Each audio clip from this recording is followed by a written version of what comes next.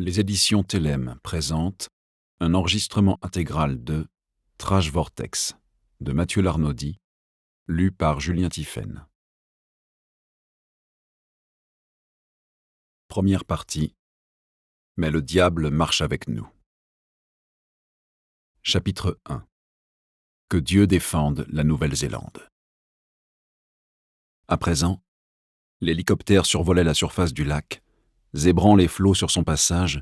rebroussant les vagues en sens contraire du courant et imprimant, dans le gris d'ardoise que le ciel plombé faisait peser sur les eaux, les lignes tremblantes d'une écriture éphémère qui glissait et s'effaçait en suivant le rythme de progression de l'appareil. Au moment d'arriver au-dessus de son aire d'atterrissage, simple bout de lande posé en bordure du rivage et dont les herbes rases s'effrangeaient contre une plage de galets, l'Agusta A-109 des forces aériennes de la marine néo-zélandaise mis à la disposition du prestigieux visiteur marqua un bref temps de suspension, immobile dans le vacarme des rotors.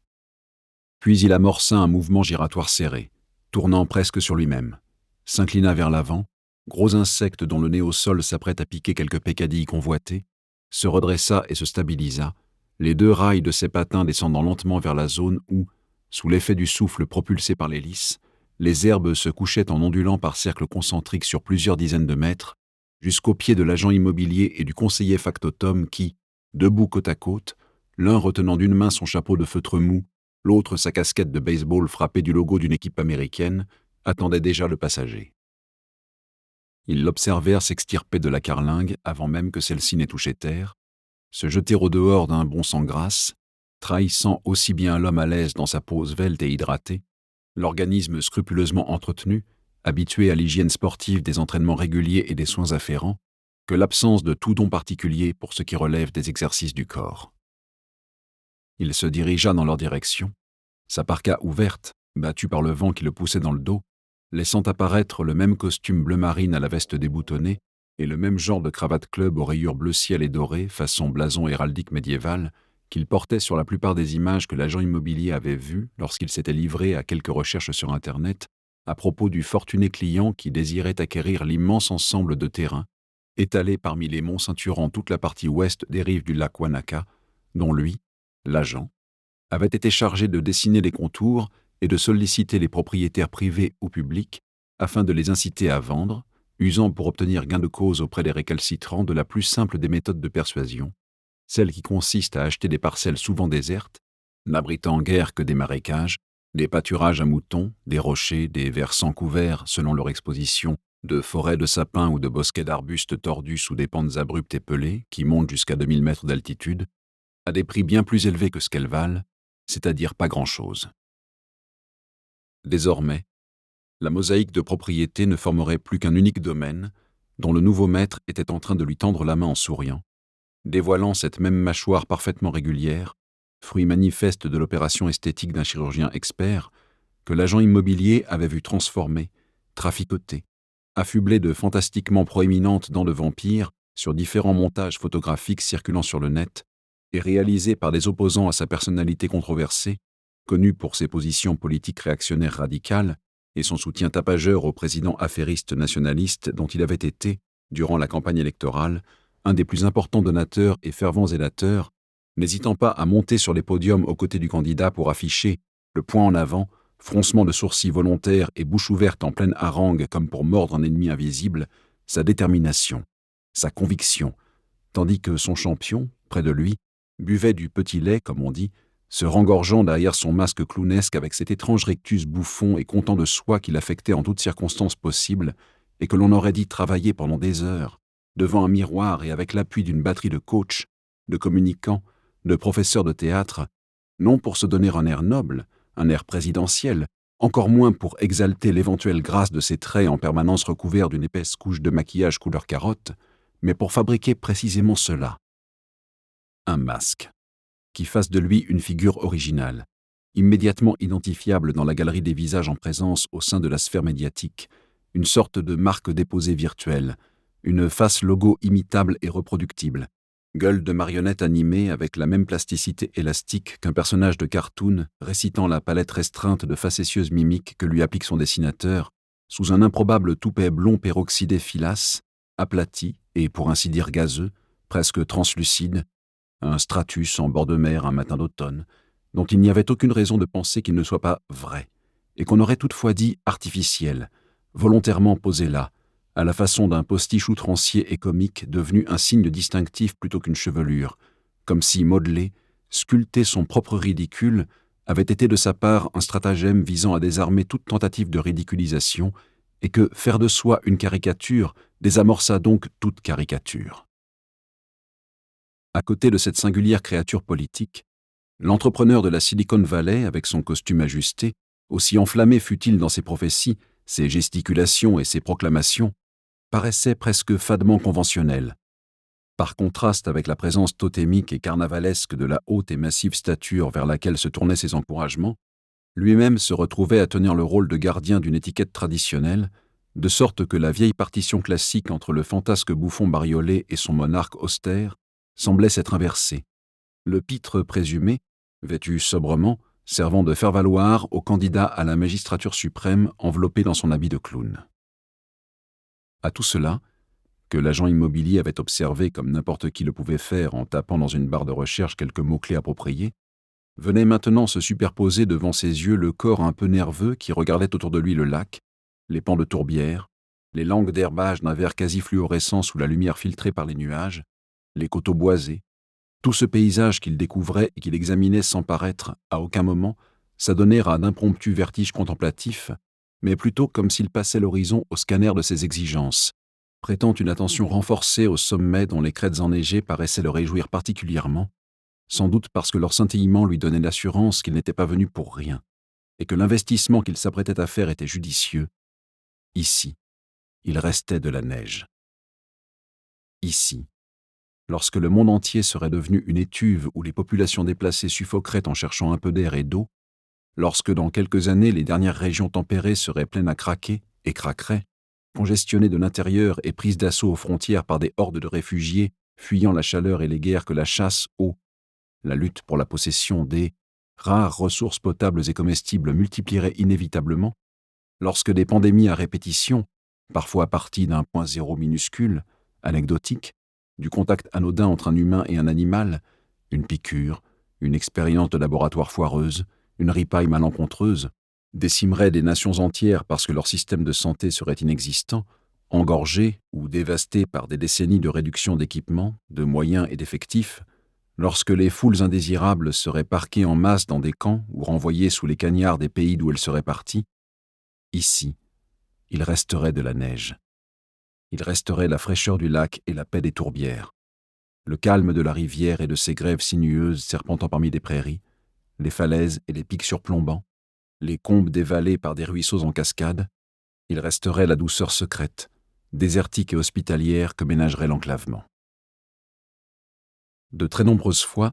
l'agent immobilier avait payé des achats en ligne au moyen de la plateforme créée par son nouveau client, même s'il ignorait alors qui il était et comment.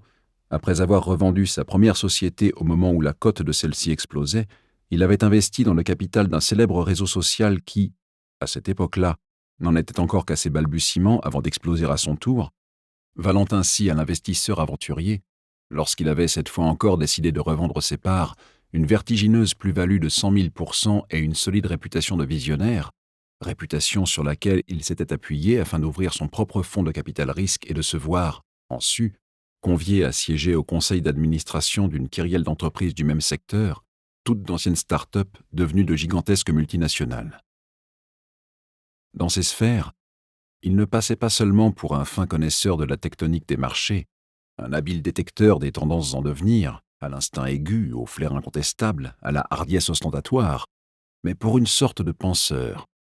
peut-être pas d'oracle, mais d'orateur à l'antique, capable de persuader une communauté par son verbe et sa vision,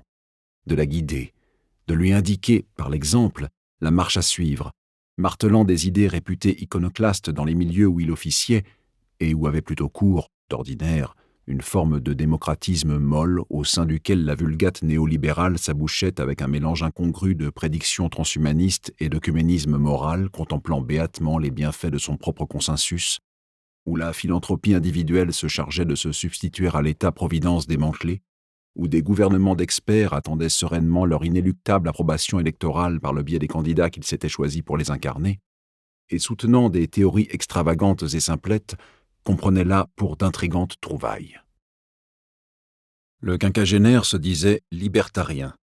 par quoi il entendait aussi bien se faire le champion d'une conception de la liberté débridée, quasi mystique, qui irradia tous les domaines de la vie publique et privée, les marchés et les corps, la propriété et les mœurs, la circulation des biens et les déplacements de personnes, accordant aux individus le droit le plus absolu à disposer d'eux-mêmes, à conduire sans ceinture de sécurité, à se prostituer, à porter une arme, à coucher avec tout sujet consentant, quel que soit son sexe et son âge, à migrer vers où bon leur semble, à blasphémer, à prier quelque dieu que ce soit, à s'adonner sans encombre à la consommation de drogue, à se jeter même du haut de l'Empire State Building s'il le désire, que se raccrocher à une tradition de pensée qu'il envisageait comme essentiellement américaine, donnant ainsi, sans apparemment y déceler aucun paradoxe, à sa notion de liberté cardinale une coloration étrangement nationaliste. L'idéologue à la mâchoire saillante, dont les chaussures en cuir, à présent, clapotaient dans les graminées humides, spongieuses, d'un coin de campagne néo-zélandaise, prétendait donc, entre autres troublantes fantaisies,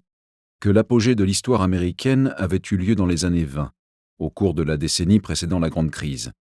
et qu'une des principales raisons du déclin qui s'était ensuivi résidait non pas dans les effets de l'effondrement économique, ni même dans celui des abominables politiques d'inspiration keynésianiste qui avaient promu l'intervention de l'État au nid dans le jeu des marchés, mais dans l'attribution du droit de vote aux femmes, c'est ce qu'il disait, que les institutions de son pays n'étaient plus en phase avec le monde d'aujourd'hui, encore moins avec celui de demain. Il disait « Je ne crois plus que la liberté et la démocratie soient compatibles, que la mort n'était qu'une sorte de défaut de fabrication, une maladie remédiable dont les progrès de la technologie viendraient à bout d'ici quelque temps. C'était une affaire de décennies, tout au plus, comme pour les vaccins destinés à endiguer certaines pathologies coriaces. Et quant à lui, il regrettait simplement d'être né un peu trop tôt pour voir la mort effectivement éradiquée. Il disait « Moi, je ne vivrai que jusqu'à 120 ans. » Qu'en attendant, il était au moins possible de créer de nouveaux types de communautés en marge des règles astreignantes des nations. Et il avait acheté une plateforme offshore, une île de ferraille, de tubulures et de pylônes, flottant au beau milieu de l'océan, en haute mer, là où les lois qui régissent les États n'ont pas cours, en vue d'y installer une petite confrérie utopique façonnée selon ses préceptes. Peut-être espérait-il fonder une sorte de secte libertarienne.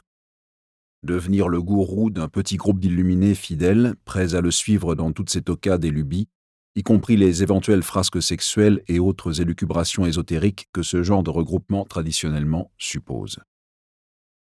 Ou bien s'y faire proclamer roi, à l'image de cet hurluberlu nommé Bates, pas Norman, celui-là, mais Paddy Roy,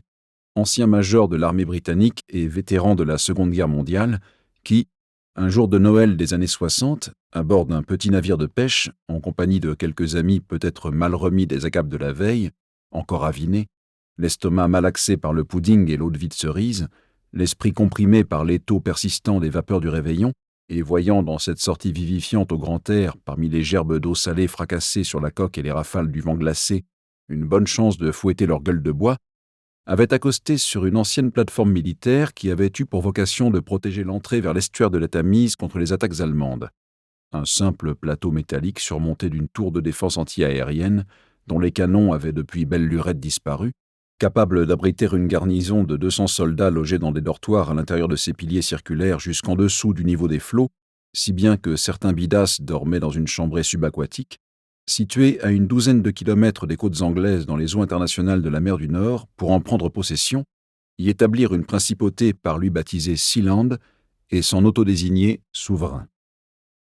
Sa Majesté n'entendait toutefois pas se laisser ainsi délester d'une pièce rouillée de son antique système de défense. La couronne dépêcha une vedette de la Royal Navy pour arraisonner la base, raisonner son occupant et l'expulser de son palais maritime. Mais, à leur arrivée, c'est une rafale de tirs émis depuis la plateforme par le jeune Michael, fils de Paddy Roy, qui accueillit les soldats embarqués, lesquels rebroussèrent chemin. Sealand ne vaut pas un siège, et s'en remirent, pour trancher l'affaire, à la justice du royaume. En l'espèce, à une cour de l'Essex qui dut se déclarer incompétente, l'île artificielle se trouvant au-delà de la limite des eaux territoriales britanniques et ne relevant donc pas de sa juridiction. le prince Bates put continuer de régner sur son indépendant lopin enveloppé par les vagues et les brumes,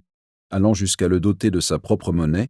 de passeports, certes non reconnus, monnaie ni passeport ailleurs que sur la plateforme, d'une constitution et même d'un gouvernement avec un premier ministre en titre, le professeur Alexander Gottfried Arenbach, un ancien diamantaire d'Aix-la-Chapelle qui, quelques années après la création de la micronation, avait décidé d'immigrer avec sa femme, portant le nombre total d'habitants à 5, apportant sa contribution à la rédaction de la constitution locale et sa vigoureuse joie de vivre enfin dans un pays réellement libre, sans loi ni taxes, disposé à héberger les boîtes aux lettres d'entreprises ou de particuliers candidats à l'expatriation fiscale et à distribuer des pavillons de complaisance aux compagnies maritimes demandeuses, en attendant d'ouvrir bientôt un casino et, avec ça, l'hôtellerie de luxe qui recevrait les joueurs. Puis, au bout de 3 ans,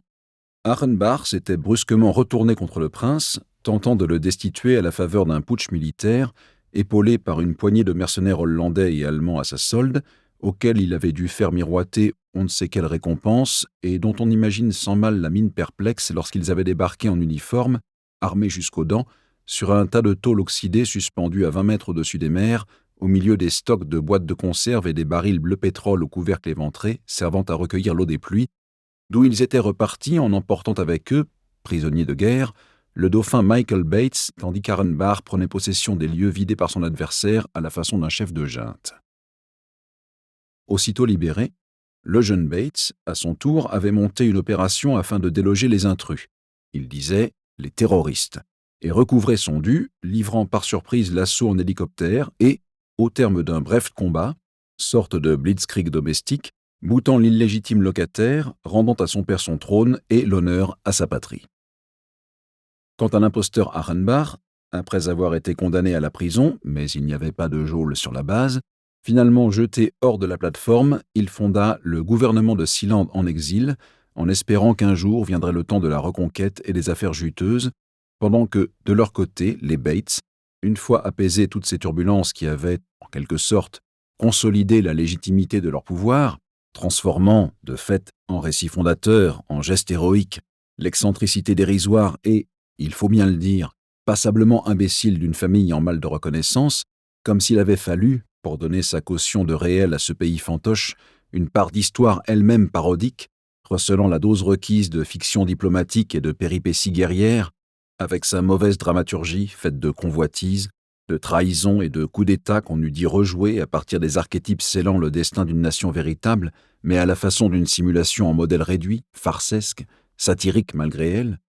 s'était attelé à ce qui préoccupe tout royaume digne de ce nom, à savoir la succession dynastique,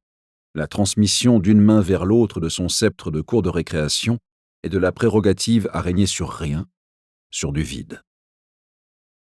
Paddy Roy abdiqua donc au crépuscule du millénaire au profit de son fils Michael le batailleur, lequel n'avait pas ménagé sa peine pour défendre la parcelle à lui promise, ni voler son héritage et son titre de nouveau prince, et qui, une fois que le pouvoir lui fut échu, s'échina à rentabiliser la plateforme, à la pourvoir d'une économie florissante, il disait moderne, profitant de sa position entre la Grande-Bretagne et le continent, à un endroit où transite un bon paquet des câbles sous-marins qui véhiculent les échanges d'informations entre l'Amérique et l'Europe, soit, à l'époque, le principal flux mondial,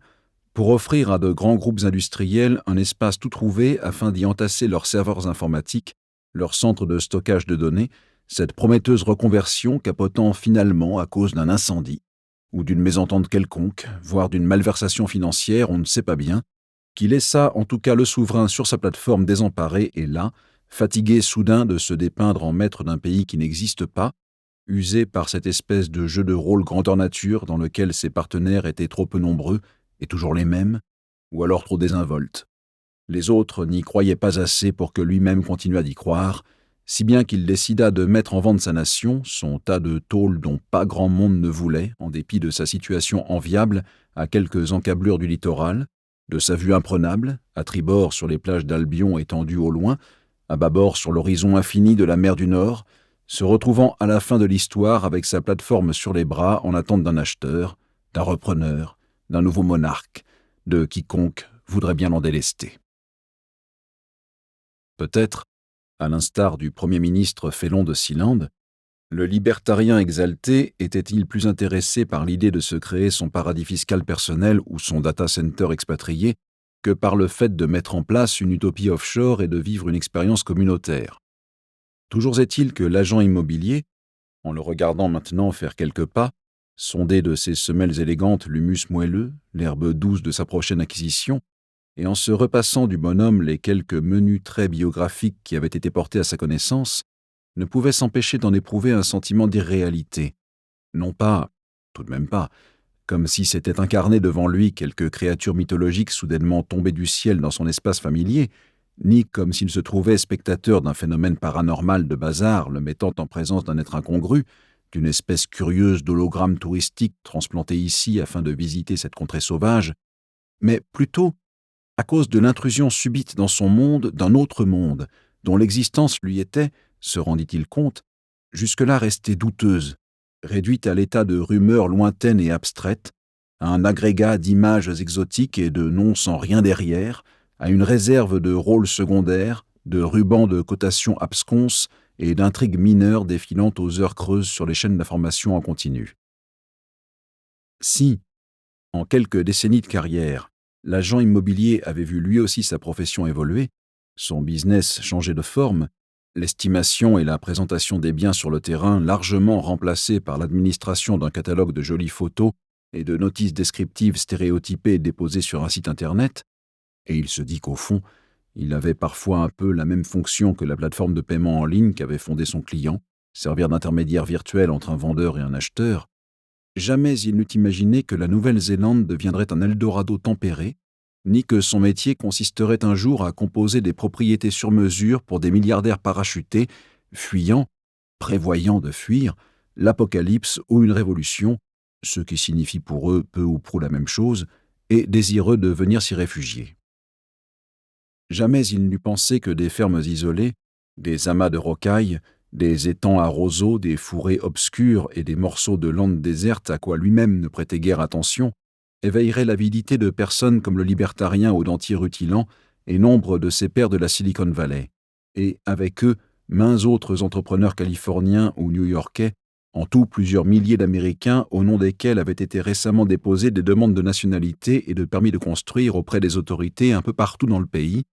et qui se découpaient de larges pans de ces verdoyantes et hostiles terres australes, s'y forgeaient des domaines aussi vastes que des seigneuries médiévales, de vrais petits royaumes privatisés, taillés directement dans le cadastre, en suivant un tracé invisible à l'œil nu sur la peau du territoire, une sorte de périmètre sanitaire reléguant les premiers voisins, passants ou importuns potentiels, à une distance arbitrairement jugée comme suffisante, plutôt que le profil du relief avec ses caprices topographiques et géologiques dans les replis desquels, bientôt, ils feraient bâtir d'immenses maisons fondues dans la nature, les châteaux forts de leur temps. Ceux-là, à la différence de leurs archaïques cousins européens, n'ont pas érigé en évidence sur des promontoires saillants de manière à contrôler les espaces étendus en contrebas, vallées, plaines ou collines alentours, et à en être vus en retour de toute leur hauteur intimider les environs, mais, au contraire, soigneusement dissimulés, à peine perceptibles du dehors pour qui ignore leur localisation exacte, et la surveillance s'exerçant vers l'intérieur afin d'y empêcher tout incident et tout imprévu, leur architecture faisant corps avec la configuration du terrain, scellée dans un socle minéral ou absorbée dans l'environnement végétal. En dessous de ces résidences, ou plutôt un peu à l'écart, enfouies à plusieurs mètres de profondeur et accessibles depuis le corps de bâtiment principal, par une galerie secrète ou bien par une porte blindée cachée dans une encoche de rocaille, camouflée sous des couches de peinture écaillées de la même couleur brunâtre que la terre où elle est encastrée, au flanc d'un talus anodin, enveloppé sous un tapis de mousse veloutée et de fougères bruissantes, entre des racines d'arbres rongées de lichen et les éboulis de pierrailles, au pied d'une volée de marches tombant dans un boyau de béton à la voûte cintrée et scandée à intervalles réguliers par des appliques murales toutes identiques, avec leurs ampoules LED enserrées dans un treillage en fer et diffusant une lumière blafarde, comme à l'entrée d'une grotte préhistorique inconnue du public et laissée aux seuls soins des spéléologues chargés de l'explorer, il se ferait creuser et aménager des bunkers gigantesques, palais souterrains suffisamment vastes pour y rassembler leurs familles, leurs proches avec eux, y entreposer de quoi soutenir des mois, des années de confinement et d'isolement total, y recréer les conditions d'une vie complète underground,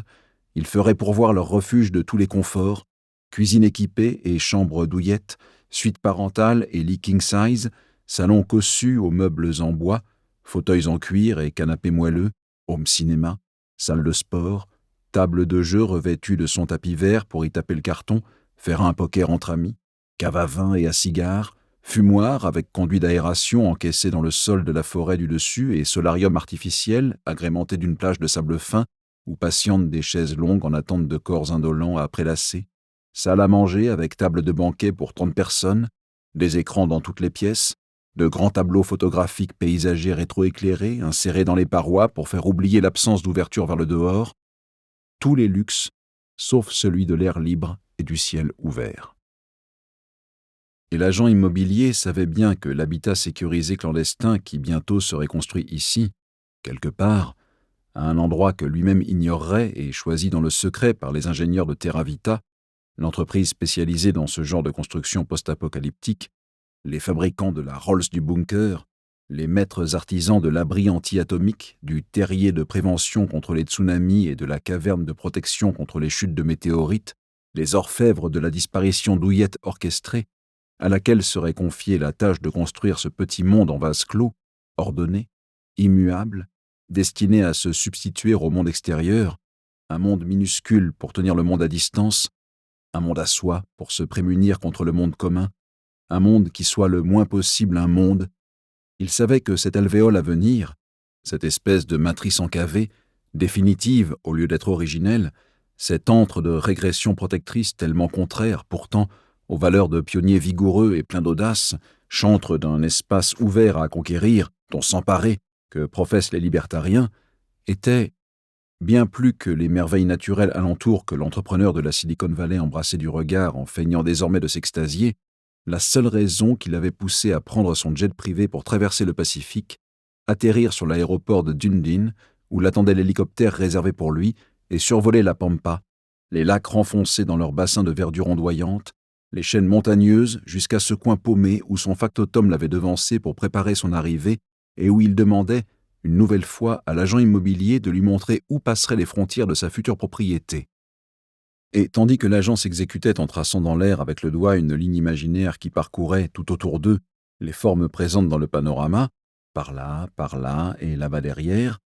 le nouveau propriétaire des lieux hochait la tête, sans qu'on eût su dire si cette approbation discrète traduisait chez lui la satisfaction à l'idée de s'offrir ce morceau d'une nation dans l'indifférence à celle-ci, et dans l'espérance que, réciproquement, celle-ci demeurât le plus indifférente possible à son habitant barricadé, soustrait au regard comme à la citoyenneté, ou si son geste était une simple convention,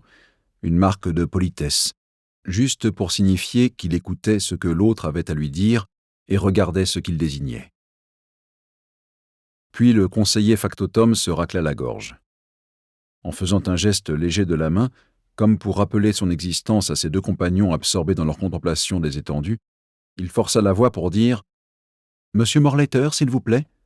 par ici ». Et, en avançant de quelques pas, il donna subrepticement le signal qu'il était temps de monter voir la maison, c'est-à-dire la bâtisse malingre qui se tenait là-haut, en équilibre sur le rebond d'une colline, et qui constituait le corps de bâtiment principal situé parmi les 2000 hectares acquis pour 12 millions de dollars par le libertarien, dont les 3 visiteurs qui se dirigeaient vers elle, l'un derrière l'autre, tel une cordée, l'agent immobilier ouvrant la voie devant M. Morlater qui arquait en soufflant exagérément, allongeant sa respiration comme s'il mimait un effort plutôt qu'il ne l'accomplissait, et le factotum fermant la marche, savait pertinemment qu'il n'en resterait rien dans quelques jours. Dès que les travaux commenceraient, que les pelleteuses, les excavatrices et les remorques se présenteraient, elle serait aussitôt détruite, son emplacement effacé, reboisé, semé de plantes ou de gazon, les tuyaux et les canalisations qui la raccordaient au reste de la civilisation prolongés pour aller se brancher aux équipements neufs, arrivées d'eau et terminaux de fibre optique qui alimenteraient la villa furtive et le bunker occulte. Alors disparaîtraient tous les vestiges de cette ferme bâtie de briques et de brocs, qui sentait les raccrocs successifs, les ajouts et les rafistolages, la vieille demeure initiale à peine plus grande qu'une bergerie de montagne, à laquelle se greffait une aile en parpaing crépie à la truelle et mal ajointée, et devant cela, un terre-plein boueux où traînait une charrette hors d'âge renversée, ses brancards pointés vers le ciel, un vieux coutre de charrue encrouté de rouille et planté dans une souche, des jerrycans à essence vides, un tricycle d'enfant en plastique sale dont les pédales s'étaient perdues, accolé contre un pan de l'habitation une réserve de rondins de bois empilés en monticules réguliers sous un appentis avec, en face, de l'autre côté de cette basse-cour abandonnée, en guise de dépendance, une cahute de planches crevées à l'ouverture retenue par un cadenas, étonnamment flambant neuf, et, sur un bord, un tas de compost mélangé, fumier, feuilles mortes en décomposition, épluchures diverses et variées qui fermentent, coincées entre le poulailler au grillage éventré, déplumé de ses volailles, et l'étable, avec la porte qui bat sur ses gonds en grinçant, toutes les traces semées et oubliées par les habitants qui avaient dû récemment plier bagages afin de faire place aux investisseurs arrivés d'outre-Pacifique et qui, avant de se voir dispenser la manne inattendue que soudainement leur valait leur piètre possession, avaient toujours considéré celle-ci, depuis qu'ils en avaient hérité, comme une sorte de plaie atavique, à laquelle leur existence était inextricablement nouée, qu'ils n'avaient pas choisie, pas souhaitée, mais que leur seul sort ici-bas, celui que leur avait légué Dieu et la poignée de colons écossais qui, jadis, étaient venus se perdre dans ces terres ruisselantes et grandioses, pareilles à une autre Écosse jetée à l'envers de la planète, était d'entretenir et de perpétuer, en remerciant le Seigneur de leur avoir confié cet âpre et répétitif sacerdoce agricole, à eux, pauvres pêcheurs, simples et rudes éleveurs de moutons au nom descendu des Highlands, aux épaules larges, aux mains calleuses qui leur servaient autant à manier la tondeuse à laine avec laquelle ils ratiboisaient les bêtes, à brandir la tronçonneuse afin de débiter du bois, à conduire leurs tracteurs dans des ornières fangeuses, qu'à attraper le ballon sur les terrains de rugby des bourgades environnantes. À peine des bourgades, plutôt des lambeaux épars de peuplement, petites communautés réduites à quelques maisons disséminées dans la campagne, regroupées autour d'une église en bois au clocher pas plus haut que les poteaux du terrain de rugby voisin, et au milieu de ces vieilleries récentes, de ces bribes de vie oubliées derrière soi par des gens anonymes qu'il ne croiserait jamais et qui ne ressemblaient en rien à ceux qu'il fréquentait dans sa vie californienne, des gens dont il n'arrivait pas même à se figurer un visage possible, à leur conférer une allure autre que celle de la version indigène, locale, d'un plouc redneck, électeur du président national affairiste à l'évanescente moumoute jaune poussin qu'il avait contribué à promouvoir, le libertarien morletteur déambulait. Il s'approcha du tricycle en imaginant l'enfant qu'il avait fait rouler. De ses petites jambes avait appuyé de toutes ses forces sur les pédales disparues pour traverser la basse-cour, avec cette manière effrénée qu'ont les gosses de donner des coups de guidon intempestifs qui les font dévier de leur trajectoire sans cesse redressée, au lieu de filer tout droit. Cantonné un peu en arrière, le conseiller factotum et l'agent immobilier le regardèrent rester longuement penché sur le piteux jouet, recueilli dans une rêverie impromptue, comme s'il cherchait dans sa mémoire à faire ressurgir un souvenir qui, ou bien qu'il y fût trop profondément enfoui pour qu'il parvînt à s'extraire des couches de passé qui l'encombraient, ou bien que les associations par le biais desquelles Morletter tentait de l'approcher ne fussent pas les bonnes et qu'il le chercha donc, en quelque sorte, au mauvais endroit, et durant cet improbable suspens, alors que M. Morletter, figé dans son étrange posture, menait sa mystérieuse enquête intérieure, ses deux compagnons évitèrent d'un commun accord tacite de se tourner l'un vers l'autre, de s'interroger du regard, tous les deux gênés d'assister à une scène à laquelle ils ne se seraient pas attendus, qui ne les concernait pas, et dont les mobiles leur restaient parfaitement impénétrables, lui demeurait, ce souvenir, scellé, inaccessible, et se dérobait irrémédiablement malgré les efforts qu'il s'obstina, quelques instants encore, à essayer de poursuivre, avant de renoncer, de relever la tête et d'aviser un peu plus loin, étalée dans l'herbe mouillée, une planche de surf abîmée qui le laissa dubitatif, car, pensa-t-il, la mer n'est quand même pas à côté, avant de se rendre compte, en s'approchant plus près, qu'il s'agissait en fait d'une planche à voile, avec laquelle son propriétaire, à défaut d'océan, s'était sûrement contenté d'aller voguer sur le lac, juste ici, en bas.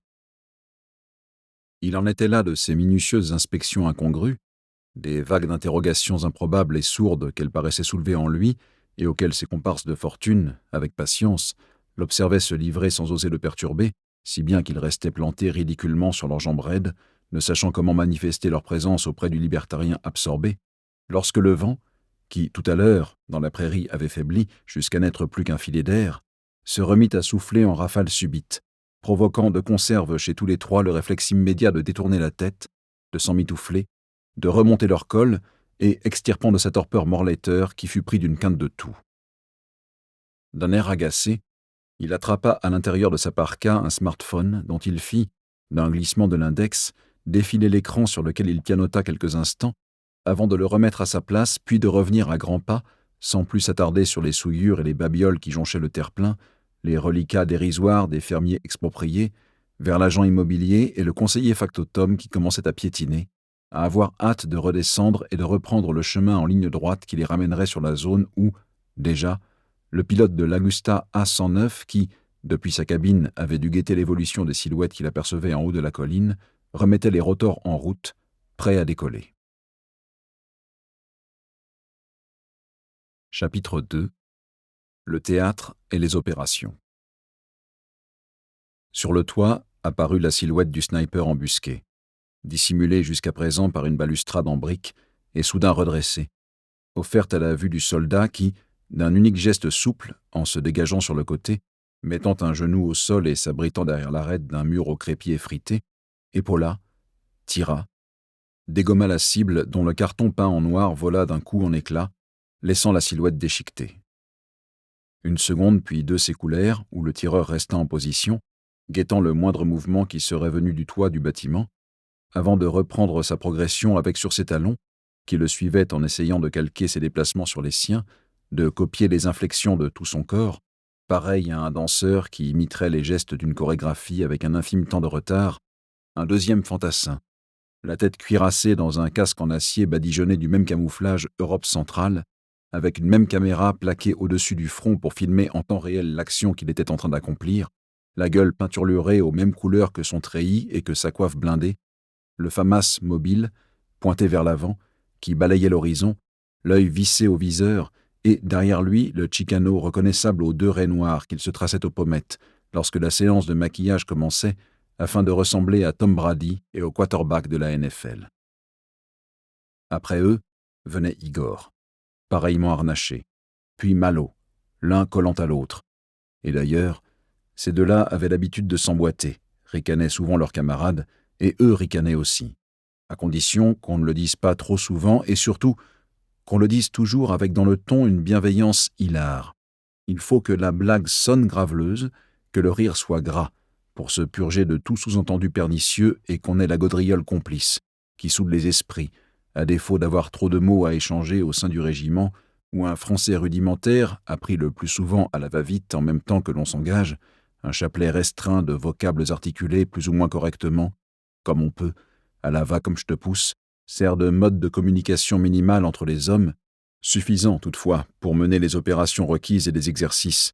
pour recevoir les ordres, y répondre, et avancer maintenant dans une artère reconstituée au milieu de la cité simulacre, progresser en utilisant comme couverture les anfractuosités du décor, les pseudo-porches et les coins d'immeubles fantômes.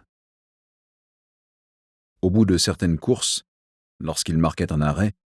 la planque où se rassemblait la petite troupe était parfois si exiguë qu'Igor sentait le souffle de Malo cogner contre sa nuque. Ce souffle qu'il connaissait bien, et la manœuvre d'entraînement qu'ils étaient en train d'effectuer prenait alors une dimension familière, comme si dans l'effort demandé au corps, à la vigilance, à la promptitude des réflexes qui leur étaient imposés venait se mêler une sensation de chaleur, et, sinon de douceur, Malo n'était pas doux, de confraternité rassurante qui se diffusait à tous les muscles et y insufflait une sorte d'euphorie larvée,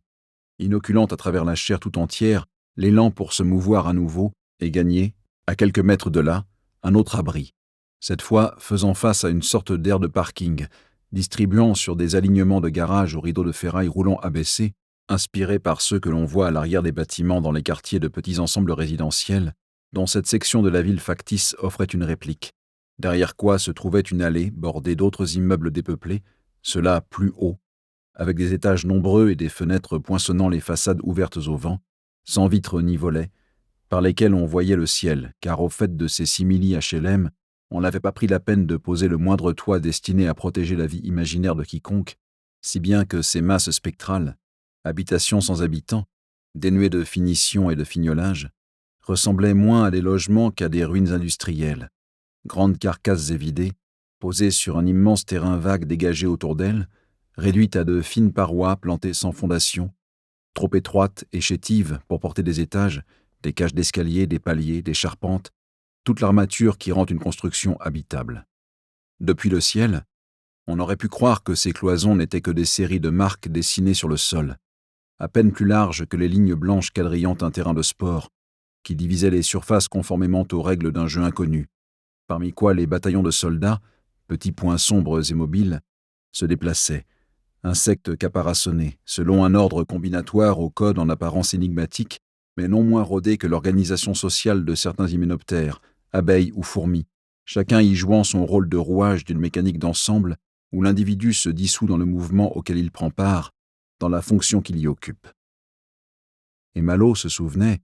en rasant, toujours au même rythme précautionneux et orchestré, les genoux pliés et le famas épaulé, l'une de ses façades débraillées,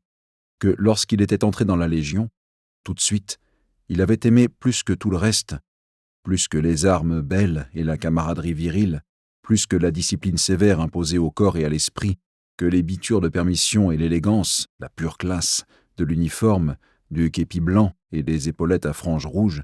ce sentiment inconnu qu'il n'avait pas anticipé, auquel il ne s'était pas préparé, d'absorption de soi au sein d'une communauté où tout ce qu'il avait pu être auparavant ne comptait pour rien, où son nom avait été changé, son passé personnel occulté, si bien qu'il lui était même arrivé, en y réfléchissant a posteriori, de se dire que c'est précisément cela qu'il était venu chercher sans en avoir eu la conscience préalable, cette métamorphose et cette dilution de son identité. Et au même instant, devant lui, tandis que le groupe de combat passait plié en deux devant une porte recolmatée de frais, du plâtre hâtivement badigeonné à la truelle détourant une arche blanche dans le crépi jaunâtre pisseux du mur, Igor se souvenait, en voyant cette brèche rafistolée, de manœuvres exécutées dans d'autres environnements urbains, ceux-là plus denses et hostiles, aux ruelles serrées, exiguës, enchevêtrées, dans quelques pays secs et chauds où les brodequins craquelés, en frottant la terre, soulevaient de la poussière qui sautait au visage et donnait envie de tousser. Et l'on retenait sa toux, moins parce que son expulsion sonore eût risqué de nous faire remarquer et d'attirer le danger sur soi, que parce qu'elle faisait perdre du temps en tordant le corps, et lors desquelles il fallait méthodiquement progresser à l'intérieur de la ville sans tenir compte de l'organisation physique et sociale habituelle des lieux, se forer un chemin dans l'indifférence à l'agencement des bâtiments et aux espaces de circulation, tracer, en somme, une carte alternative à la cartographie coutumière en creusant un réseau de galeries dans le tissu intestin de la ville, à travers les maisons et les cours, en perçant les parois et en parcourant, comme si tout formait un même continuum, les chambres et les pièces à vivre, les salles de bain, les chiottes, les venelles et les locaux à ordures, dans l'indistinction entre le dedans et le dehors, considérés à la manière d'un unique plan sur lequel se dressaient des obstacles de diverses natures qu'il s'agissait de franchir. Il n'est pas nécessaire d'ébouler un mur, ni de menacer avec lui toute la structure d'un bâtiment, simplement de doser l'explosif pour qu'il produise dans la paroi une entaille suffisamment large et haute pour qu'y passe un homme et son matériel, ses condisciples après lui, presque une porte, une anfractuosité irrégulière et improvisée à l'endroit où rien ne prévoyait que l'on pût entrer. Mais déjà,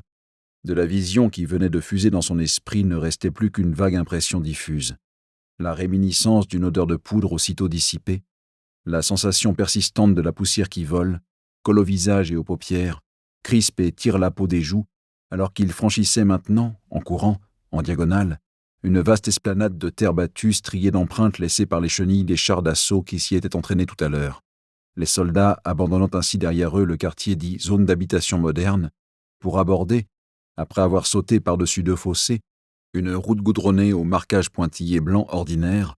pareil à celui de n'importe quelle route de campagne ou d'aire suburbaine raccordant une agglomération à une autre, dans quelques pays relativement civilisés, comme on dit, que ce soit les menants, ce segment de voirie bien mieux entretenu au demeurant que l'immense majorité des chaussées formant les réseaux routiers laissés à la responsabilité des pouvoirs publics des mêmes pays dits civilisés, au bas d'une pente douce qu'ils parcoururent au pas cadencé jusqu'à la place principale de la ville recomposée. Avant que le groupe se remît en formation d'exercice, Malo profita d'une halte rapide, l'épaule appuyée contre un pan de mur aveugle, à l'abri des tirs ennemis théoriques, afin de s'asperger les yeux de 2 jets de sérum physiologique, lesquels lui dégoulinèrent le long de chaque joue et firent, dans l'étrange matière rigidifiée qui lui recouvrait le visage, masque composite et rêche où s'entremêlaient le maquillage, la crasse et la sueur, d'épais traits poisseux lui coulant jusqu'à l'intérieur du col. Quand il eut vidé le contenu entier d'un flacon sur ses cornets irrités et rougis, il balança, du même geste qu'il eût fait avec une grenade dégoupillée, le minuscule contenant de plastique transparent à plusieurs mètres de là, où l'objet disparut quelque part dans l'herbe, tandis que déjà les légionnaires retrouvaient les attitudes exigées par la situation, reprenaient leur position, les uns derrière les autres, et gagnaient progressivement le centre du vaste espace dégagé qui représentait, comme il en est dans toutes les bourgades dignes de ce nom, à la fois l'agora et l'îlot organisateur de la cité, le poumon qui attire, aspire et recrache les flux, reflux et déplacements de la population, avec son terre-plein central planté de réverbères à intervalles réguliers, jalonnant une surface vide et plane qu'on n'avait pas jugée utile pour donner l'illusion qu'elle pût être réellement usitée, qu'elle pût accueillir une véritable population, d'agrémenter d'éléments supplémentaires de mobilier urbain, à part, sur le pourtour complet de la place, une rangée continue de cônes de béton grossiers, similaires à ces plots amovibles orange et argent dont la phosphorescence, sur les routes, balise les dangers, accidents ou travaux, mais ici fixes,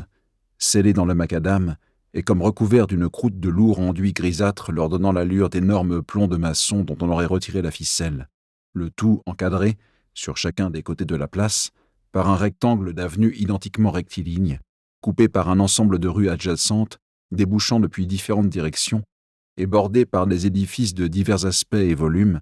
parmi lesquels on distinguait, dès le premier regard, la pharmacie, ou ce qui en tenait lieu, que l'on identifiait grâce à son éternelle, universelle enseigne en forme de croix verte, unique symbole lisible, reconnaissable, dans ce paysage au sein de quoi, par contraste, il révélait l'absence de toute signalétique, des panneaux publicitaires, des noms d'établissements, des indications pratiques, des inscriptions variées qui font l'environnement visuel d'une vraie ville. Depuis le milieu de la place où le petit groupe se tenait à présent en faction, Malo, observant autour de lui cet ensemble de bâtiments banalisés, enfilade d'arcades soutenant un bloc blanc, galerie marchande sans marchands ni marchandises, en vis-à-vis un cube de 2 étages, un parking, un marché couvert. Sur un autre flanc, un bâtiment massif, à la façade rigoureusement symétrique, organisé autour d'une structure centrale dominée par un fronton triangulaire et censé représenter quelque lieu officiel public ou collectif, un hôtel, la mairie. Malo avait l'impression de voir se matérialiser le décor d'un de ces jeux vidéo où le joueur, comme en caméra subjective, avec sur l'écran la seule pointe de son arme en prolongement de son corps imaginaire, arpente des rues réduites à des parallélépipèdes en 3D, parmi lesquels il évolue en shootant les personnages hostiles, les soldats ennemis, les zombies et les monstres qui se mettent en travers de son chemin. Et l'espace d'un instant, la vue brouillée par les résidus de larmes artificielles dont quelques gouttes stagnaient à l'orée de ses paupières, les membres alourdis, la tête retournée par la répétition, station longue et lents mouvements alternés avec sprint vif et tir précipité, des efforts qu'il venait à peine d'accomplir, sa pensée décrocha de la situation. Sa pensée se mit à penser comme par elle-même, et non plus selon les seules coordonnées du réel immédiat et des actions qu'il y devait exécuter. Alors Malo éprouva un léger vertige qui lui donna la sensation de ne pas savoir où il se trouvait en effet. S'il était devant un écran ou debout auprès de ses camarades au beau milieu d'une scène de guérilla de composition, de ne soudain plus reconnaître autour de lui la ville en toc, dépecée de son revêtement de signes et de langage, vidée de toute population hormis la centaine d'hommes du régiment d'infanterie cantonné sur place, dans la caserne voisine,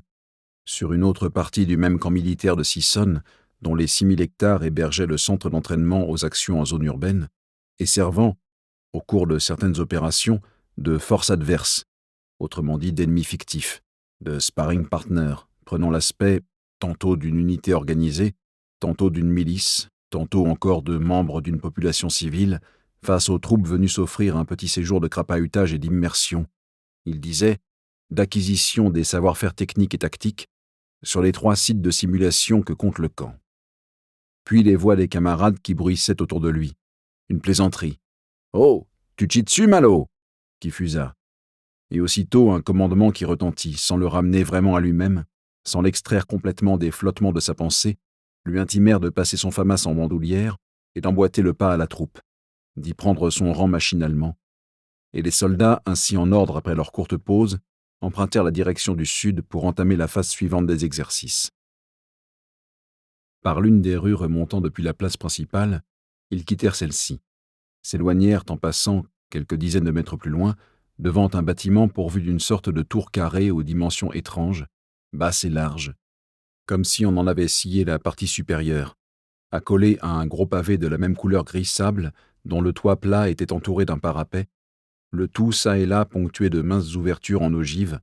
étroites comme des meurtrières et probablement tenues d'imiter les vitraux d'un supposé lieu de culte. Ici aussi,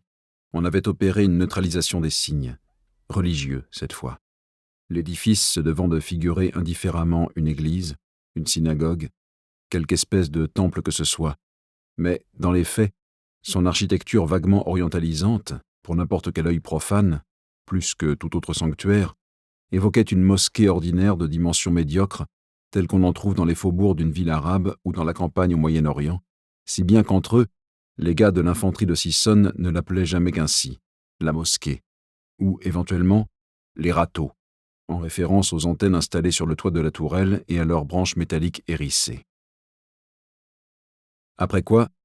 ils passèrent le long du cimetière, enclos de 4 murs posés à angle droit où personne, évidemment, n'avait jamais été enterré, les tombes consistant en de simples volumes épurés, coulés dans un matériau indistinct, ni plâtre ni faux marbre, sans aucune inscription, pas même un numéro de série gravé quelque part sur le flanc de ces blocs alignés, certains couchés en caveau, d'autres redressés en stèles, qui ressemblaient moins à des sépultures qu'à une collection de sculptures minimalistes stockées dans une remise à ciel ouvert, tenant plus de la casse de bagnole que de la réserve d'un musée. Puis,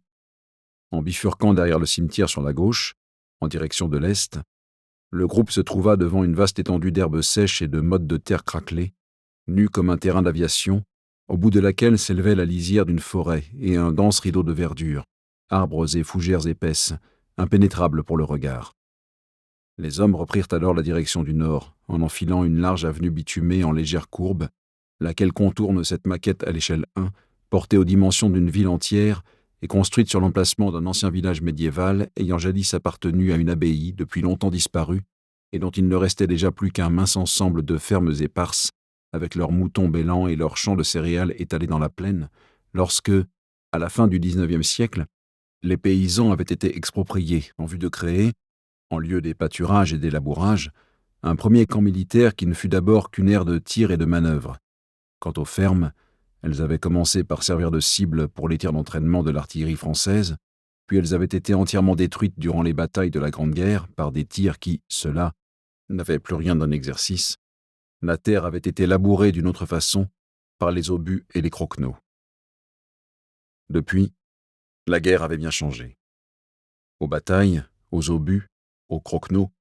aux exploits tournoyant dans le ciel des pilotes virtuoses lançant leurs carlingues chétives à la chasse d'autres coucous, aux tranchées retournées par les explosions à la chaîne qui servaient de tumulus aux poilus dès lors qu'ils n'allaient pas se faire faucher en pleine course entre 2 lignes inertes et grouillantes au milieu des cratères, des chevaux de frise et des barbelés, à ces tueries pathétiques et grandioses avaient succédé de multiples avatars, d'autres styles, toute une large variété de logiques du conflit, différentes époques de l'armement et de son usage comme il y a des époques en histoire de l'art. Aux mutations des formes de la guerre se devaient nécessairement de répondre les modes d'instruction des soldats. Au début des années 2000, alors que partout à travers le monde les guerres déclarées opposant des nations souveraines, les luttes frontales se raréfiaient, et que les affrontements, de plus en plus, se résumaient à des représailles ciblées, à des opérations de police, à aller libérer des otages au milieu de la jungle ou du désert, à des frappes chirurgicales menées par des appareils sans pilote guidés à distance via leurs écrans par des opérateurs éloignés de la scène visée, ou à de la guérilla urbaine, on avait donc, sur le souvenir du village médiéval dont seul le nom de Géoffrécourt demeurait, érigé un nouveau complexe d'entraînement, aménagé sur le modèle d'une cité de 5000 habitants, où formaient les militaires français au combat de rue.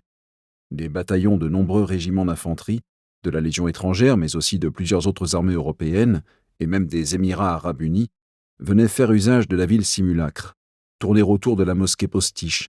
prendre d'assaut un pavillon de banlieue fantôme, assiéger la tour d'un grand ensemble creux protégé par des silhouettes de carton noir.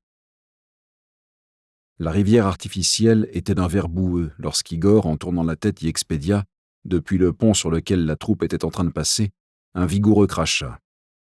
Juste un peu plus loin, L'avenue se scindait en deux parties parallèles, séparées par un terre-plein central recouvert d'une étroite bande de gazon propret. Les légionnaires se déployèrent pour occuper de part en part la chaussée où ils avançaient sans hâte, sentant venir, au bout de la route, la douche qui les attendait, les plaisanteries de vestiaire et la soirée au village voisin, quand soudain, de derrière l'une des barres d'immeubles qui jouxtaient sur toute sa longueur l'artère déserte, rappelant pêle-mêle cité de banlieue, faubourg ex-soviétique, ville nouvelle des années 60 ayant mal vieilli ou quartier d'habitation périphérique de métropole interchangeable, une poignée de personnes surgirent et s'avancèrent à leur rencontre. Plus ou moins toutes vêtues de la même manière, jeans, sweat à capuche, baskets, et leurs crânes sinon tondus du moins coiffés ras, avec, passés autour de leurs épaules, des sacs à dos mollement enflés, si bien qu'on aurait dit qu'ils ne contenaient guère que du papier journal, dont on les aurait rembourrés pour leur donner un aspect plus volumineux. Lorsqu'ils ne furent plus qu'à quelques pas des soldats, les importuns alignés en travers de la route se mirent à les invectiver, à les provoquer, balançant leurs bras en l'air, brandissant les poings, les désignant de l'index tendu vers eux, et malgré les sommations, les cris répétés qui leur demandaient de stopper leur progression, de s'immobiliser, ils continuaient d'approcher jusqu'à bientôt n'être plus qu'à portée de coups, prêts à venir au contact, comme on dit.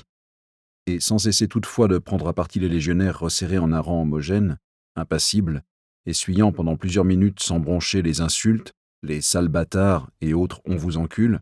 puis, lorsque l'ordre en fut donné, les soldats, dans une sorte de ballet minutieusement chorégraphié, s'enroulèrent autour de leurs opposants, les maîtrisèrent en leur administrant sans forcer des clés de bras, des alpagages à deux sur le même individu qui faisait mine de se débattre un instant, gesticulait un peu avant de se soumettre et d'obtempérer, quelques rires discrets éclataient, les civils turbulents prétendus et leurs dompteurs homologués se donnaient la réplique, récitaient leurs menaces et injures, qui, avec les yeux dans le vague et comme pensant à autre chose, qui, avec une teinte d'ironie, ils ornementaient la scène d'un brin de bagarre pour de faux à la manière d'enfants qui chahutent, et en quelques secondes, ils nettoyèrent la chaussée, regroupèrent les figurants contre le pied d'un des bâtiments, leurs visages tournés face au mur qui plaisantaient en attendant que vint les chercher une estafette aux vitres grillagées prévue à cet effet. Le véhicule se gara près des hommes appréhendés, au bord du trottoir, une simple margelle bétonnée qui rehaussait le bas-côté,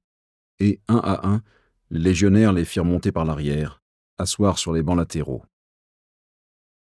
Quand le dernier fut coffré, de plusieurs coups du plat de la main frappés contre la tôle de la camionnette, le signal du départ fut donné. Tandis que, déjà, le fourgon s'éloignait avec son chargement enjoué et hébété, comme après une bonne blague, de membres du régiment d'infanterie local qui avaient terminé leur petite intervention intempestive sur le théâtre des opérations imaginaires où se démenaient les légionnaires, ces derniers reprirent leur marche, achevant le morceau de chemin qu'il leur restait avant d'arriver, au bout de l'avenue, à l'endroit où les attendait leur propre véhicule, stationné sur une aire de gros gravier rogné sur les champs alentours. Igor et Malo étaient assis dans la remorque, l'un près de l'autre, sous une bâche enduite d'un camouflage aux couleurs identiques à celles de leur treillis, roulée sur elle-même et ficelée à son cadre de métal, pendant que sur le banc d'en face avait pris place le Chicano, qui riait à gorge déployée sans raison, qui riait pour rire,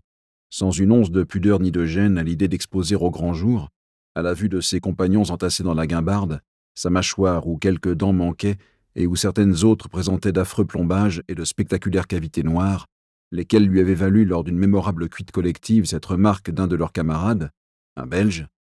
« C'est pas Chicano qu'on devrait l'appeler, c'est Chico !» Et ces chicots, qui jaillissaient joyeusement à tout propos, s'étalaient sous les yeux de quiconque approchait leur aimable propriétaire, se montrèrent de plus belle. Le rire redoubla, lorsque, dès le premier virage suivant le départ, une brusque secousse envoya Igor cogner de l'épaule contre Malo, les deux se redressant de concert en s'adressant mutuellement dans les côtes de bons coups de coude. Après quoi, ils sentirent le moteur tirer, la route roidement s'élever, s'engager dans un virage qui fit flancher les corps des légionnaires, les jetant les uns sur les autres. Ils suivirent une route presque toute droite, jalonnée seulement de quelques pistes qui la croisent à angle droit, venues d'on ne sait où, et de sentiers qui filent sur les bas-côtés, dont Malo, en voyant ses tranchées claires aller se perdre dans la verdure indistincte des bois, des fourrés, des bouts de prairies laissés à l'abandon où poussaient des fleurs sauvages, se demandait vers quoi il pouvait mener, s'il y avait sur la base, quelque part, un recoin abritant des bâtiments secrets, des équipements sensibles, ou même des installations cachées qui hébergeaient une population isolée, coupée du monde. Les corps fourbus des soldats se laissaient brinque-baller au gré des chaos, pierres et fondrières semées sous les roues, qui se répercutaient en pulsations sourdes parcourant le châssis en marche selon des voies insondables, jusqu'à leur cul endolori par la rigidité des bancs et les incessants petits sursauts qui s'imprimaient dans leur chair, se faufilaient le long de leur colonne vertébrale et irradiaient jusqu'à leur nuque fatiguée, ils diffusaient une lancinante somnolence que, peu à peu, Malo sentait s'emparer de lui. Il rêvassait en même temps que son regard flottait au dehors,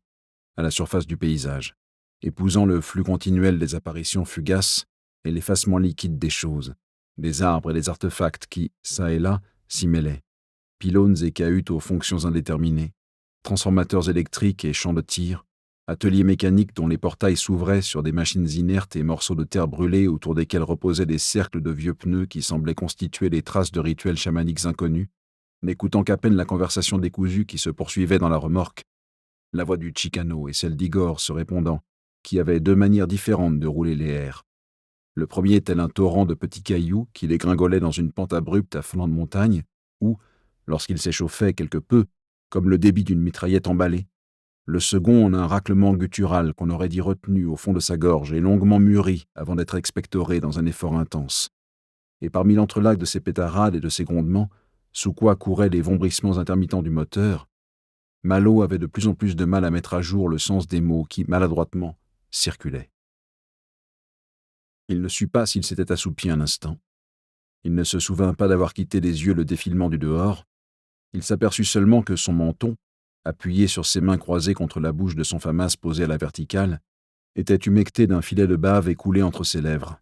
le même qu'un enfant pendant sa sieste, qu'il essuya avec le revers de sa manche en se redressant et en voyant disparaître sur la droite, du côté de la forêt, la forme trapue de la petite chapelle qui marque l'entrée du cimetière de l'armée britannique. Une simple guérite en pierre brune colmatée au ciment, avec un banc à l'intérieur et couverte d'un toit d'ardoise, qui ferait plutôt penser à un abribus planté en pleine campagne au bord d'une route départementale qu'à un lieu de prière, et près d'elle, la haute croix centrale aux longues branches, autour de laquelle s'étendent les alignements de stèles blanches où sont inscrits les noms des soldats d'outre-Manche tombés au chemin des Dames. En prolongement de quoi, derrière un muret bas qui paraît réunir plus qu'il ne les sépare les deux nécropoles ennemies, se trouve le cimetière allemand. Celui-ci fait de croix de ferraille sombres plantées dans le gazon. Il s'était mis en veilleuse. Attendait, pour recouvrer l'usage de la parole, d'avoir repris pied sur le sol ferme, avant d'aller chanter sous la douche. Le convoi fit encore quelques centaines de mètres, passa une barrière relevée à travers un enclos de grillage, des bâtiments apparurent le long de la route, à la place des terrains vagues poussiéreux et des bois à perte de vue. C'était la caserne. En face des baraquements, les murs furent coupés sur un vaste parking, donnant au corps encastré dans les engins le signal de se déplier, l'un après l'autre, pour s'extraire de la plateforme. Et pendant que les premiers d'entre eux se détachaient du véhicule, sautaient sur le bitume et s'éloignaient au petit trot, Igor, en tournant la tête, rencontra le regard de Malo qui le fixait, et, sans faire bouger une ligne de son visage, simplement d'un plissement des yeux accompagné d'une lueur vive, rigolarde, qui les traversait, lui signifiait qu'il pensait à la même chose que lui. Que oui, ça y était. C'était la dernière fois.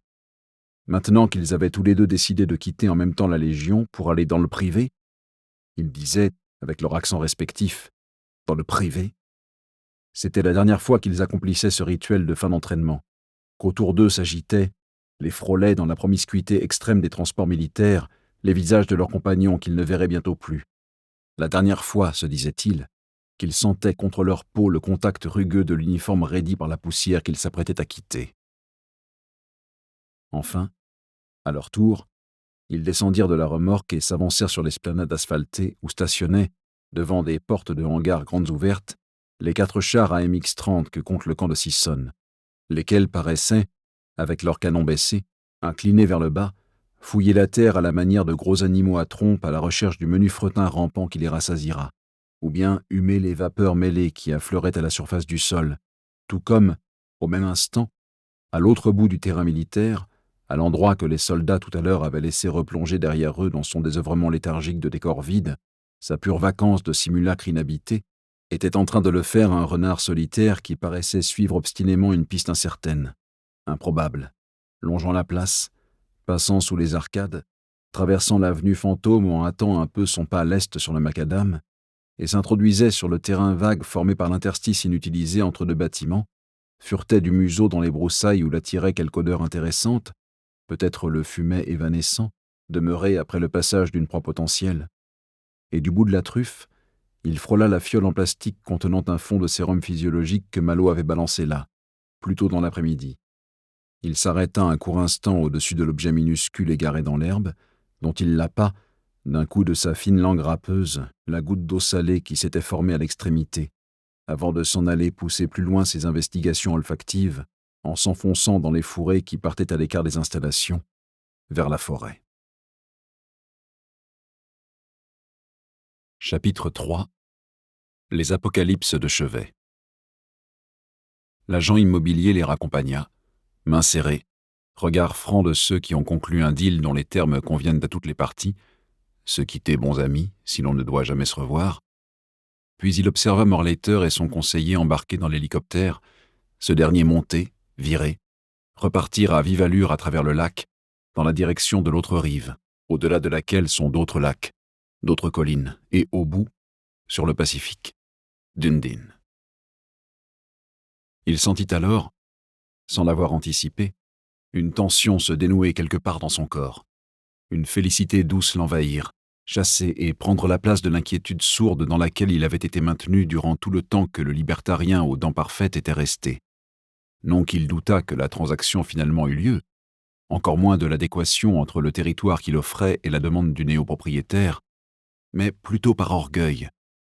ou cette espèce de complexe social où sont intrinsèquement liées la hiérarchie de classe et la différence d'appartenance géographique, qui est l'orgueil particulier des gens des zones périphériques. Tant que le prestigieux client était là, sans doute avait-il craint de ne pas se conduire comme il l'aurait dû, comme il en serait attendu de lui, et peut-être encore maintenant le même orgueil l'empêchait-il d'émettre l'hypothèse la plus probable, pour ne pas dire certaine,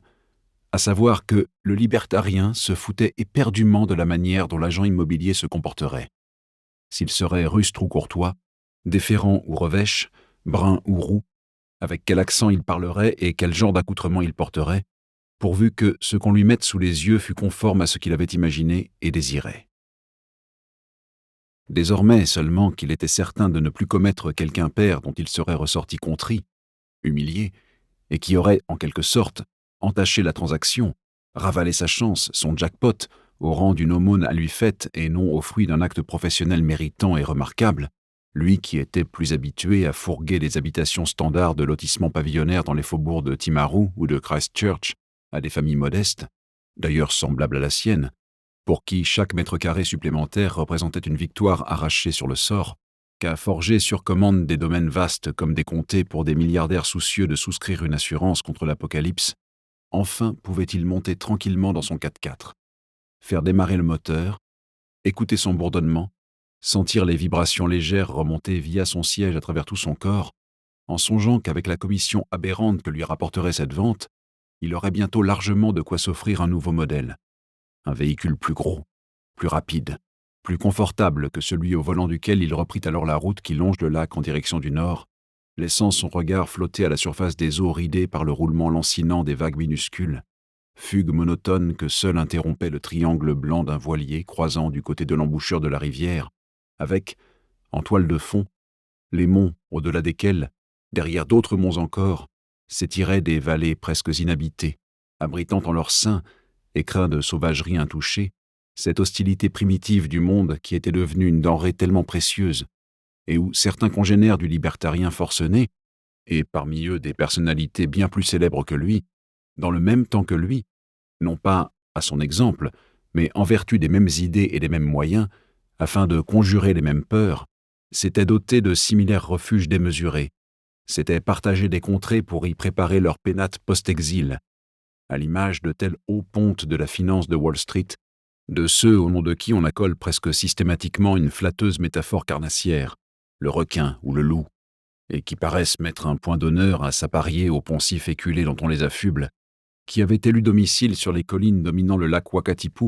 dont ils n'avaient sans doute jamais entendu parler avant cela, et qui y avaient fait installer générateurs, panneaux solaires, stocks de munitions, afin d'être le plus indépendant possible, de pouvoir répliquer au cas où l'on s'en prendrait à la propriété ou au propriétaire. Et avec tout cela, un rayon de bibliothèque dans le salon, un porte-revue à portée de main dans les chiottes, une table de chevet près de son lit avec un tiroir, tous contenant la Bible en anglais et en bonne place, pour y pouvoir compulser à tout moment la révélation de Jean de Patmos, y trouver le cortège gigantesque de fléaux, de catastrophes cosmiques et de créatures monstrueuses qui préfiguraient le présent, y voir surgir sous ses traits véritables, les plus hideux et terrifiants, le prince de ce monde, le dragon, le serpent ancien qui est le diable et Satan, ainsi qu'il est écrit, et chercher entre les lignes, car le temps est proche, avec l'obstination novice, presque fanatique d'un théologien amateur, les clés de la prophétie, le mystère crypté des choses qui doivent arriver bientôt, de la fin qui s'annonce, et de comment en réchapper. Ou bien de tels programmateurs informatiques, nés sous Reagan, avec, pour ainsi dire, un ordinateur personnel entre les mains, comme à d'autres enfants on confie un ballon ou une raquette de tennis, dont la rumeur voulait qu'il eût conçu son premier programme à l'âge de 8 ans, devenu multimillionnaire après avoir créé, puis fait breveter, des logiciels et des applications que de grandes firmes du secteur avaient adjoints à leurs propres produits, et que tout le monde connaissait mieux, et ne désignait que, sous son pseudonyme Backlink, répandu sur les réseaux sociaux plutôt que par son nom d'état civil, qui détenait chez lui, dans son garage de San Francisco, une moto toujours prête à démarrer en direction de l'aéroport où était stationné le jet privé dont il partageait l'usage avec quelques-uns de ses acolytes du microcosme silicé de Palo Alto, ses coreligionnaires transhumanistes et survivalistes, avec dans des sacoches accrochées au flanc du carénage, de chaque côté, des vivres de première nécessité et les armes de poing censées lui permettre de se frayer un chemin parmi la populace excitée en cas d'insurrection urbaine, et qui, souffrant de myopie depuis la prime adolescence, lorsque, peu à peu, devant ses yeux, la réalité des écrans rétroéclairés et celle de l'univers suburbain entre lesquels il avait toujours vécu, qui s'était toujours confondu dans ses perceptions afin de ne former qu'un seul et même monde, un continuum sensible où il évoluait indistinctement, s'était étiré en plaques nébuleuses, estompé en taches de couleur aux contours indiscernables, l'obligeant à se poser sur le nez de disgracieuses montures colorées cerclant des culs de bouteille de plus en plus épais à mesure qu'il gagnait en âge, s'était récemment fait opérer du banal handicap qui le frappait dans une clinique californienne, non tant pour bénéficier enfin, dès le matin au réveil, du confort d'une vision débarrassée de son voile opaque, que parce qu'en cas de fin du monde, d'apocalypse ou d'invasion barbare, s'il fallait se réfugier au fin fond de la forêt ou sous la terre, vivre caché en bande, manger des racines, des baies, des fruits cueillis sur les arbres et des bêtes chassées à l'arc, il n'y aurait alors plus d'opticien pour le fournir en paires de lunettes, sans même parler des lentilles de contact pour lesquelles il avait opté depuis plusieurs décennies de préférence au cul de bouteille.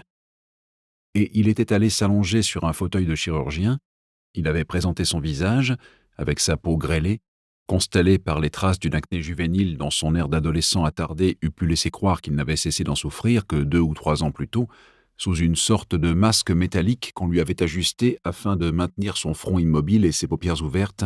et ses yeux s'étaient offerts au laser qui avait brûlé, en quelques fragments de seconde, la surface de la cornée dans le but d'en modifier la forme, de corriger la réfraction au fond du globe oculaire, là où viennent taper les rayons convergents de la lumière et s'imprimer sur la rétine. Dorénavant, il pourrait de ses yeux voir le danger en face, ses contours nets à toute heure et en tout lieu, au milieu de la jungle ou du désert, envisager l'avenir sans flaques colorées aux tournures incertaines qui en diluent l'image et en repoussent l'imminence. Ou encore de tels cinéastes à la renommée mondiale qui avaient réalisé, quelques années auparavant, quelques décennies même, se dit l'agent immobilier en se souvenant qu'il était encore étudiant lorsque le film était paru en salle et qu'il l'avait vu dans un cinéma de Christchurch, confortablement enfoncé dans un fauteuil de velours sombre, la tête levée vers le grand écran où le drame s'étalait, main dans la main avec sa petite amie de l'époque, et qu'avait-elle pu devenir, celle-là? La fresque grandiose qui, à sa sortie, bénéficiait déjà du titre très envié de « film le plus cher de l'histoire du cinéma », et qui s'était aussitôt imposé partout à travers le monde, à grand renfort de publicité et de battage médiatique, d'affiches immenses à tous les carrefours et d'annonces tapageuses sur le chiffre astronomique de son budget brandi en guise d'argument commercial, de reportages en rafale aux actualités et de critiques de complaisance produites à la chaîne par des journalistes intimidés devant les sommes d'argent mises en jeu et toujours friands de rassemblements grégaires à couvrir, comme le blockbuster absolu de son époque, dépassant rapidement, de fait, tous les records d'entrées au box-office et de recettes au guichet, récoltant en tout plus de 2 milliards de dollars qui en firent aussi le film le plus lucratif de l'histoire. Si bien qu'on en venait presque à se demander si les spectateurs n'allaient pas le voir plutôt pour prendre part au phénomène planétaire de son succès, se sentir membre de l'humaine communauté au regard unanimement dardé vers les mêmes images, pour faire eux-mêmes partie de l'événement, que pour la qualité du spectacle.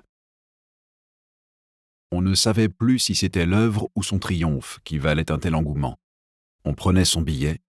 on s'enfonçait dans une salle noire, avec ou sans petit ami, on prenait place parmi les rangées de fauteuils bondés afin de contempler le spectacle du spectacle, comme si c'était le public tout entier qui comptait au nombre des figurants de la superproduction retraçant le plus célèbre de tous les naufrages, du moins depuis l'Odyssée, celui du paquebot gigantesque, le plus grand de tous les temps. Au foisonnement des superlatifs attachés au fameux navire devaient faire écho ceux qualifiant le film, qui, à peine sorti des chantiers de Belfast, avait été lancé pour son inauguration dans une glorieuse croisière transatlantique à l'occasion de laquelle il transportait aussi bien, sur les ponts supérieurs, de riches plaisanciers cosmopolites, des aristocrates en goguette pour qui prendre part à ce mémorable voyage était une attraction mondaine du premier chic, à peu près équivalente au Grand Prix annuel couru sur un prestigieux hippodrome ou à quelques garden parties données chez une princesse en vue, les salles à manger, de bal, de jeux, les coursives et les escaliers tapissés de boiseries, les plateformes couvertes de chaises longues et bordées de balustrades sur quoi se pencher pour regarder la mer, les cabines garnies comme des suites de grands hôtels où ils séjournaient, faisant pour eux du paquebot un palace ambulant, que, aux étages inférieurs, à l'avant, à l'arrière et dans le ventre du bâtiment, au-dessus des soutes à charbon et des salles des machines, coincés sur des couchettes dans des dortoirs collectifs ou entassés dans des compartiments exigus, de pauvres airs de tous les pays candidats à l'exil, prétendant ordinaires à l'Amérique, beaucoup d'Irlandais, travelers et paysans, autrement dit le plus exact contrepoint possible à la bonne société qui se dandinait quelques planchers plus hauts, cette composition sociale tout en contraste, ce monde en miniature comprimé dans l'espace des presque 300 mètres de longueur que mesurait le bateau, offrant tous les éléments classiques utiles pour scénariser un mélodrame convenu, où l'amour fait fi des classes et des castes, transcende les milieux et leurs préjugés, et passe d'un pont à l'autre selon les lois du désir et non celles des bienséances. La fille de bonne famille un peu rebelle, étouffée par les conventions, s'encanaillant auprès du beau gosse du peuple un peu artiste, tous les deux dansant au son furieux de l'accordéon et de la cornemuse plutôt que sur les airs guindés des valses protocolaires jouées par l'orchestre dans le salon de réception, et ne se quittant plus jusqu'à ce que, le 14 avril 1912, à 23h40, par 41°46 nord et 50°14 ouest, une latitude proche de celle de Bordeaux, à environ 700 km au large de Terre-Neuve, le paquebot percé par un iceberg devenu, du simple fait de sa présence sur la route du Titanic, aussi célèbre que les hauts sommets de l'Himalaya, s'en aille par le fond, et que le bohème échevelé se sacrifie pour sauver la pauvre petite fille riche en la hissant sur un radeau de fortune, une planche de bois ouvragée, arrachée au luxueux mobilier du navire, un paravent, une porte, à laquelle elle s'accroche, tandis que lui, transi dans l'eau glacée, se laisse envahir peu à peu par la mort montée des abysses. À la fin, il a les lèvres bleues, les cheveux pétrifiés par le givre qui lui fait d'étranges dreadlocks de cristal. Il disparaît lentement, englouti par les flots sombres. Il s'en va rejoindre les profondeurs originelles, les limbes de la mémoire, les gens de sa classe voués à la disparition dans l'anonymat. Il n'en avait pas fallu plus pour faire de cette dramaturgie cousue de fil blanc, avec son enrobage kitsch, sa meringue sentimentale et ses grandes orgues, ses violons lacrymaux et ses seconds rôles déchirants, son faux suspense et ses effets spéciaux grandiloquents, le nouveau maître étalon du film catastrophe. Sans doute en était-il rendu d'autant plus exemplaire, et touchait-il plus directement le public, que la tragédie qu'il racontait, peut-être surtout parce qu'elle avait eu lieu en 1912, 2 ans avant le déclenchement du grand désastre planétaire dont elle avait été perçue après coup comme une préfiguration inconsciente, signe avant-coureur de la destruction d'une civilisation tout entière, de ses certitudes, de son ordre et de ses croyances, galop d'essai dérisoire, grandiose et atroce, montrant que le progrès ne protégeait pas de la catastrophe, mais qu'il pouvait en devenir le principal déclencheur, que les prodiges techniques auxquels il donnait jour produisaient en même temps la possibilité de l'accident, que cette tragédie, donc, s'était affirmée à travers les décennies comme une sorte de fiction paradigmatique, la métaphore de tout effondrement, si bien que, dans les périodes de danger, de détresse et de frayeur, lorsque l'obsession de la fin des temps, le spectre de l'annihilation devenait le principal ferment de l'imaginaire collectif, on convoquait presque immanquablement l'image totémique du paquebot pour dire en résumé un monde qui sombre et menace de disparaître. Quand le film était sorti, il tombait à pic, si l'on peut dire. Il était le contemporain de peurs nouvelles encore, éparses et mal formulées qui commençaient alors seulement à se diffuser, à se répandre au sein de populations qui entrevoyaient à peine que, sur la toile, c'étaient les prémices prémonitoires de leur angoisse qui prenaient forme. C'était une version abrégée de leur futur qu'on projetait en représentant la revanche des éléments sur une société qui les a méprisés, en montrant les représailles violentes, impitoyables de la nature oubliée, niée par la marche frénétique de la civilisation, à l'instar de l'iceberg fatal négligé par un plan de navigation enivré de sa propre puissance, obnubilé par le souci de sa vitesse,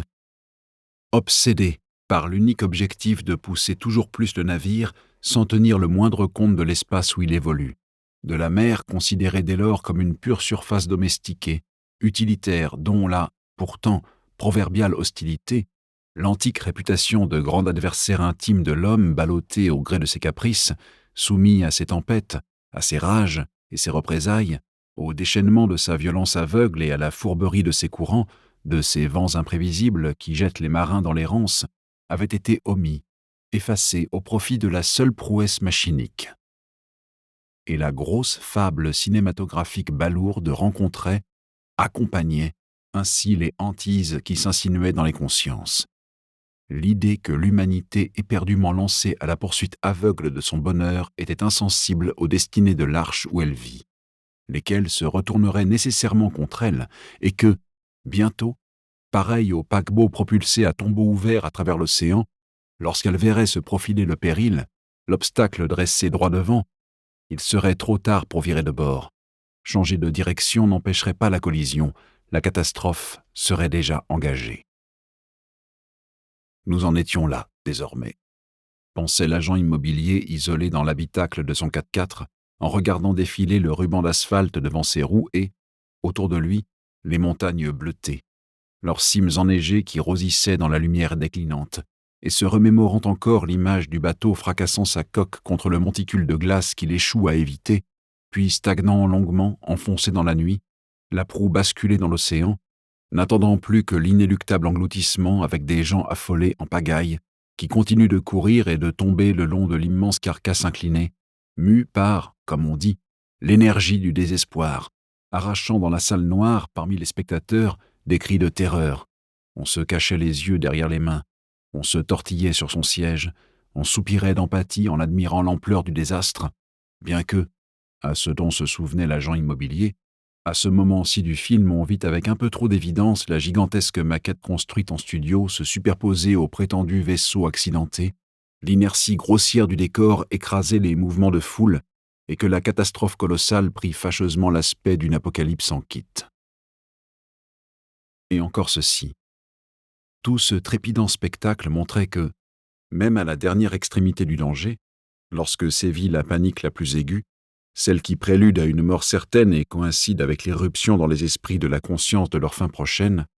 à l'heure où l'on pourrait penser que ne subsiste plus en nous qu'un pur instinct de survie bestiale qui envahit le corps, en prend possession et le soumet à son impérieuse étreinte, réduisant indifféremment toutes les créatures humaines à leur piètre vanité d'être mortelles, comme si la catastrophe unanime abolissait les privilèges et accouchait spontanément d'une société sans classe, en fait, il n'existe pas d'égalité devant la mort. Les privilèges subsistent jusqu'au bout. Les automatismes sociaux ne sont pas moins enracinés dans les corps que les réflexes animaux. Et à la fin, ce sont les riches qui montent sur les canaux de sauvetage et les radeaux, improvisés après avoir soudoyé l'équipage, les troisième classes restent enfermés à leurs étages inférieurs transformés en souricières, englués dans leur rang jusqu'à l'instant où l'eau leur remplit les poumons. Le pauvre meurt et la grande bourgeoise survit avec, au fond de sa poche où l'a glissé son richissime et détestable prétendant et conduit à qui elle a, non sans avoir quelque peu tergiversé, préféré l'artiste sans le sou. Décidément, ce scénario, pensa l'agent immobilier, quelle ramassis d'invraisemblances et de clichés, un diamant bleu, une fortune intégrale en pierres précieuses, qu'elle se paiera le luxe, dans la scène finale, de balancer à la baille une fois revenue, par hélicoptère, sur les lieux du naufrage en vieille dame espiègle et digne, 80 ans et des poussières plus tard, à l'autre bout du siècle, comme pour signifier au spectateur éploré que le temps n'a pas effacé le rêve qui jadis a traversé sa vie, que la fortune compte moins que les sentiments, enfin, ce type d'ânerie romantique attardée à quoi le cinéaste, pour sa part, aussi virtuose fut-il lorsqu'il s'était agi de faire profession de les mettre en scène, ne paraissait toutefois pas croire des masses, lui qui, à présent, avait volontiers cédé aux peurs qu'il avait naguère illustrées, qui souscrivait aux fantasmes apocalyptiques avec lesquels son film avait joué, dont il avait donné une vision exemplaire, quasi canonique, et, surtout, qui se refusait d'avance à partager le sort des poignants engloutis, des artistes fauchés et de leurs camarades de soute et d'indigence, des émigrants qui ne verraient jamais le bout de leur périple, de la foule des misérables qui seraient emportés avec le navire, de tous ceux que la catastrophe entraînerait avec elle parce qu'ils n'avaient pas les moyens nécessaires pour s'en tirer, pour s'acheter une place sur les rafiaux salvateurs, pour se trouver un refuge au milieu du désastre.